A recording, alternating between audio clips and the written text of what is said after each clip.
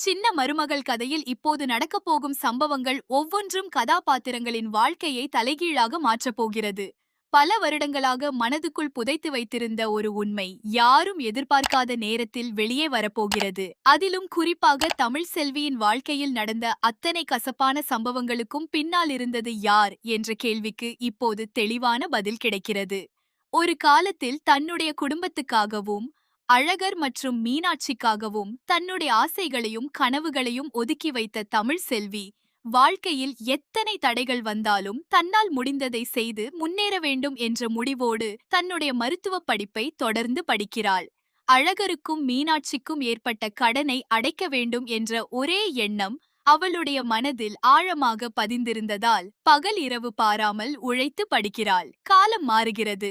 சில வருடங்கள் கடந்து போகின்றன. ஒரு காலத்தில் எல்லோராலும் சாதாரணமாக பார்க்கப்பட்ட தமிழ் செல்வி வீடியோவுக்குள்ள செல்வதுக்கு முன்ன ஒரு சிறிய வேண்டுகோள். நீங்க இன்னும் இந்த வீடியோவை லைக்ஸ் பண்ணிட்டு சேனலை சப்ஸ்கிரைப் பண்ணல அப்படின்றா கண்டிப்பாக இப்போதே சப்ஸ்கிரைப் சென்று விடுங்க. மாறியிருக்கிறாள். அவளை பார்த்தாலே அவளுடைய கடந்த கால வேதனைகள் எதுவும் இப்போது தெரியாத அளவுக்கு ஒரு தன்னம்பிக்கை அவளிடம் வந்திருக்கிறது.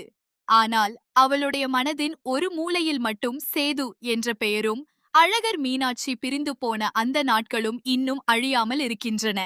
இன்னொரு பக்கம் சேதுவும் தன்னுடைய வாழ்க்கையை வெளியில் பார்க்கும்போது பெரிய மாற்றமின்றி நடத்தி கொண்டிருக்கிறார். அரசியலில் தொடர்ந்து உயர்ந்து இன்னும் அதே பதவியில் இருந்து கொண்டிருக்கிறார். ஆனால் மனதுக்குள் மட்டும் கடந்த காலத்தின் வெற்றிடத்தை நிரப்ப முடியாமல் தவித்துக் கொண்டிருக்கிறார். இத்தனை வருடங்கள் கடந்த பிறகும் தமிழ் செல்வியை மறக்க முடியாத ஒரு குற்ற உணர்வும் வருத்தமும் அவரை உள்ளுக்குள் தின்று கொண்டே இருக்கிறது. இதற்கிடையில் ஐஸ்வர்யாவின் வாழ்க்கையிலும் எதிர்பாராத ஒரு சம்பவம் நடக்கிறது. திடீரென்று அவளுக்கு வலிப்பு ஏற்பட்டு கீழே விழ சேது பதறிப்போய் அவளை மருத்துவமனைக்கு அழைத்து வருகிறார். அங்கு ஒரு சாதாரண சிகிச்சைக்காக வந்தவர்கள் தங்களுடைய கடந்த காலத்தை நேருக்கு நேர் சந்திக்கப் போகிறார்கள் என்பது அவர்களுக்கே தெரியாது. மருத்துவமனையில் ஐஸ்வர்யாவை விட்டுவிட்டு சில நிமிடங்கள் வெளியே சென்ற சேது மீண்டும் உள்ளே வரும்போது எதிரே வெள்ளைக்கோட் அணிந்து தன்னம்பிக்கையுடன் நடந்து வரும் தமிழ் செல்வியை பார்க்கிறார்.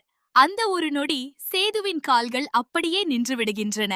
இத்தனை வருடங்களுக்குப் பிறகு அவளை அந்த நிலையில் பார்க்கும்போது என்ன பேசுவது என்றே அவருக்கு தெரியவில்லை. ஒரு காலத்துல தன்னுடைய வாழ்க்கையாக நினைச்ச பெண் இன்னைக்கு இவ்வளவு உயரத்துல நிற்பதை பார்த்ததும் பெருமையா வருத்தமா குற்ற உணர்ச்சியா என்று அவருடைய மனசுல எல்லாமே ஒன்றா கலந்து விடுகிறது. அதே நேரத்தில் ஐஸ்வர்யாவும் தமிழ் செல்வியை பார்த்து விடுகிறாள். தமிழ் செல்வி ஒரு பெரிய மருத்துவராக இருப்பதை பார்த்தவுடன் அவளுடைய முகத்தில் இருந்த பதட்டம் இன்னும் அதிகமாகிறது. அவள் மனதுக்குள் நான் செய்த பாவம் என்னை விட்டு போய்விடும் என்று நினைத்தேன். ஆனால் இவ்வளவு வருடங்கள் கழித்தும் அது என்னை தேடி வந்துவிட்டதே என்று உடைந்து போகிறாள். அந்த நேரத்தில் அவளுக்கு ஒரு விஷயம் மட்டும் தெளிவாகிறது. இனிமேலும் உண்மையை மறைத்தால் தன்னுடைய வாழ்க்கைக்கு மட்டுமல்ல தன்னை சுற்றி இருக்கும் அனைவருடைய வாழ்க்கைக்கும் இன்னும் பெரிய பாதிப்பு ஏற்படும்.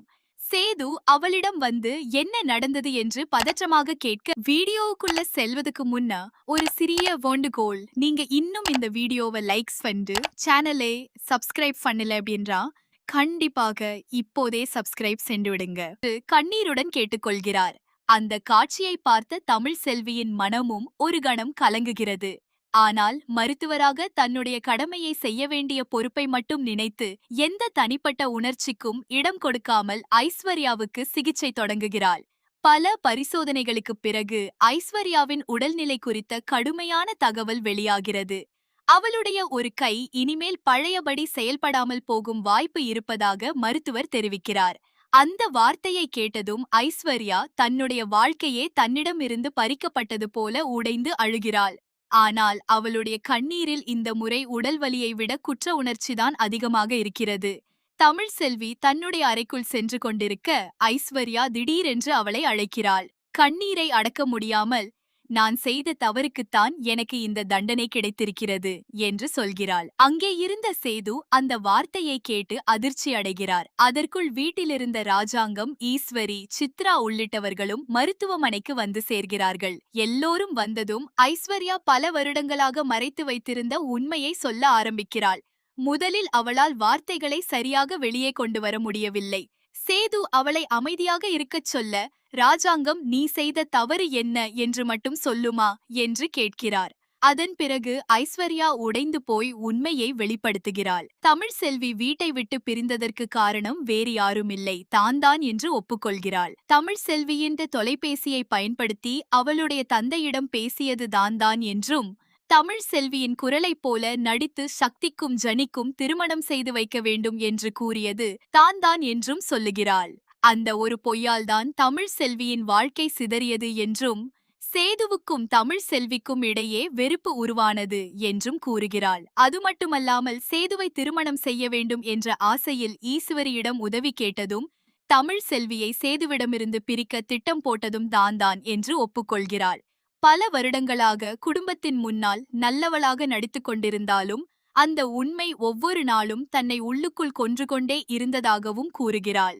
அழகரும் மீனாட்சியும் தங்களுடைய வாழ்க்கையை இழந்து தனித்தனியாக வாழ்வதற்கும் தன்னுடைய செயல் ஒரு முக்கிய காரணம் என்பதை ஒப்புக்கொண்டதும் அங்கிருந்த அனைவரும் அதிர்ச்சியில் உறைந்து போகிறார்கள். குறிப்பாக சேது. அவளுடைய வார்த்தைகளை கேட்டவுடன் பேச முடியாமல் ஒரு நாற்காலியில் அமர்ந்து விடுகிறார். இத்தனை